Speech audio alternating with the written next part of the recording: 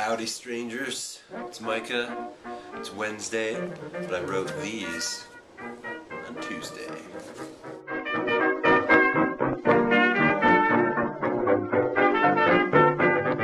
Alright, so there are a lot of questions to go through here from, I guess it's been 2 weeks or so, but they've been building up for ages, and I've never actually just sat down and answered them. So I made my note cards, and I'm going to do my best.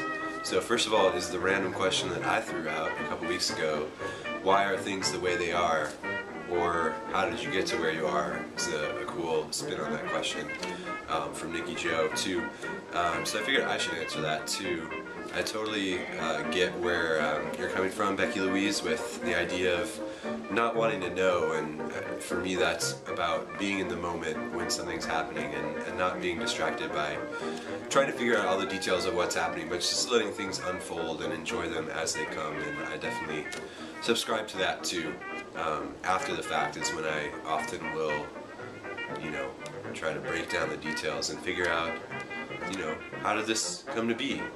I live in this house that was built in 1904 in Missoula, and it's really strange in a lot of ways, and I always wonder, why is it this way? And it seems like it's choices that people have made over decades that have led to what we have now. And so that's a really interesting question and outcome that I see all over the place. So that's something I think about a lot.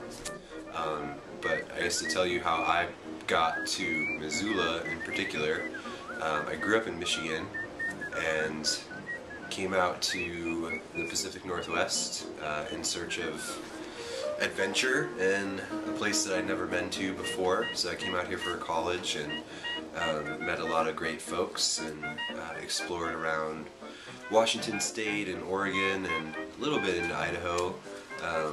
I didn't really get to Montana at all when I was in college, and then I did a year of volunteering abroad in the Marshall Islands and taught English over there. Came back and lived, did some service work on an island north of Seattle, and the choices that I'd made and kind of the direction I was going led me to come to the grad school program in environmental studies here in Missoula. So that's why I came about 3.5 years ago, and just haven't left because it's a wonderful place, and there's always something to do here and always people to do it with, and we're nestled in the mountains, and even though our winters are kind of brutal in the sense that it's just gray and overcast all the time, it's raining today, which is unbelievable, it's worth it for all the benefits of being here. And Helen, a while ago you asked me if I knew Hank Green, and I don't, but he actually went through the same program as I did, just several years ahead of me. So I see him around town, but I've never said hello, and I probably should soon, because he's a fine fellow. Nikki Joe, you talked about selling out versus managing to survive in terms of your artwork, and that's something that I think about a lot as well in terms of work in general, and whether one chooses to create their own value in the world or hitch themselves to what other people are doing. And I'm coming at that from the perspective of, I work for a nonprofit here, which I love, and I really appreciate the work they do, but I have my own ideas and my own things that I'd like to manifest in the world, and so that's a struggle for me. I don't really feel like I'm selling out by working for them, but I do feel like my own vision isn't being fulfilled. So that's a tension for me, and I'm curious if the rest of you feel that in your life too, the tension between working as part of something that already exists and working to make it better or make it function, versus going out on your own and trying to create something that comes from you, and whether you can do both. I think you can do both, but there's a question in there somewhere, and I'll let you guys figure out the actual question and answer it.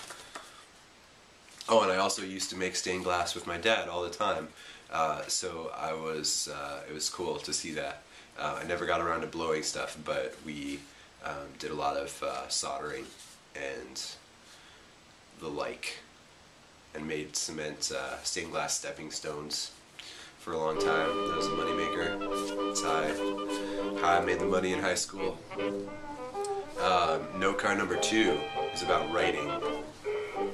So that was a great question from Jen, and I do write quite a bit, and I've made it a goal this year to get back to writing regularly.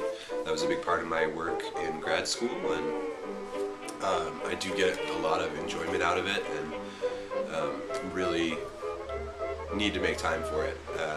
Working full-time for me makes it tough to come home and have that creative energy. I feel like I leave it all at work, but I'm trying to carve out some space to be able to do that, because it does bring me a lot of joy. And Jen, you also asked why do I write, or what do I get out of it, and that's a really good question.